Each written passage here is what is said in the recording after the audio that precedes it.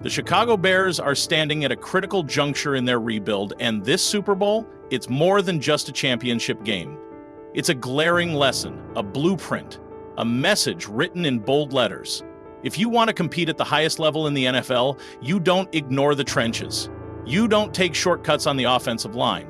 You don't gamble with your quarterback's future by failing to invest in his protection. It's a lesson that should be clear by now, and yet, here we are, still asking the same questions. Let's analyze what the two teams in this Super Bowl have in common. The Kansas City Chiefs, the San Francisco 49ers. Both franchises have elite quarterbacks in Patrick Mahomes and Brock Purdy. But what else do they share? A commitment to building dominant offensive lines. The Chiefs rank near the top of the league in OIL win spending. They ensure that Mahomes has time to work his magic. And the result? A dynasty in the making. The 49ers, their offensive line is built to bully defenses, paving the way for Christian McCaffrey while giving Purdy a clean pocket. It's no coincidence these teams are playing for a championship. This is how you win in the NFL. Now, let's turn the spotlight to our Chicago Bears. In 2024, the Bears ranked 28th in offensive line spending, allocating just $17,630,000 to the unit responsible for keeping their quarterback upright. The result? A league-worst 68 sacks allowed. The offensive line collapsed, the passing game struggled, and the run game, once a strength, plummeted from second in the NFL to 28th. Yet some still wonder why the offense couldn't sustain drives.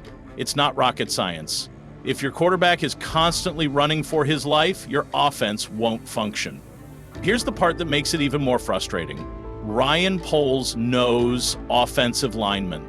That was his background before becoming the Bears GM. He built his reputation on scouting, developing, and investing in the trenches. And yet, 3 years into his tenure, we're still waiting for that major aggressive push to finally fix the offensive line. If we look at the Kansas City Chiefs, they've made their priorities crystal clear. Patrick Mahomes is the best quarterback in football, but the Chiefs don't take that for granted. They invest in his protection. In 2023, they ranked second in offensive line spending at $60,700,000. That's not by accident. They understand that if you want elite quarterback play, you must give him time in the pocket. And what has that investment yielded? Another Super Bowl appearance. The Philadelphia Eagles follow the same model. Even after Jason Kelce's retirement, they remained in the top 10 in offensive line spending. They've built a dominant front five that dictates games. When the Eagles were rolling in 2022, their offensive line was arguably the most dominant unit in the NFL, opening up holes for their rushing attack and giving Jalen Hurts a clean pocket to operate. That's how you construct a winning team. And then there's the Detroit Lions. The Bears' division rival has quietly built one of the best offensive lines in football. In 2023, they ranked 7th in offensive line spending at $46.1 million. The year before, they were number 1. And what did that get them? A trip to the NFC Championship. Detroit bullied teams in the trenches all year long, controlling games with their physicality up front. That's a team with a plan, a team with a clear identity, a team that invested in the right areas and saw immediate returns. So here's the big question. What are the Bears waiting for? Ryan Poles has made some solid moves. He's built a promising young core, but at some point being methodical has to give way to being aggressive. You can't build a legitimate contender without first solidifying the offensive line. The blueprint is right in front of them. The best teams in the league invest in their trenches. The Bears? They've been hesitant, and that hesitation has cost them dearly. There are no shortcuts. There's no way around this. If the Bears truly believe in Caleb Williams, or whoever they decide to start at quarterback, they must protect him. They must give him a clean pocket. They must prioritize the offensive line in a way they haven't in years. Otherwise, history will repeat itself. Another young quarterback will get sacked into oblivion. Another offense will fail to find rhythm. Another season will be lost. And the good news, the Bears have the resources to fix this. They have cap space. They have draft capital. Free agency presents a golden opportunity to make a statement. Trey Smith, Mekhi Becton. These are guys who could be available instant upgrades, immediate impact players.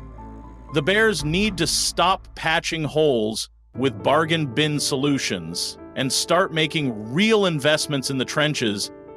No more stopgaps, no more relying on late-round picks to magically develop into stars overnight. It's time for Poles to take a page from the league's best teams and commit to building a dominant offensive line. Because if there's one thing this Super Bowl is teaching us, it's that winning starts up front. The future of the Chicago Bears is hanging in the balance. This isn't about one season. This is about setting a new standard, establishing a new culture, creating a team that can compete at the highest level year after year. Think back to the great Bears teams of the past. The '85 Bears weren't just about their legendary defense. They had a punishing offensive line that dictated games.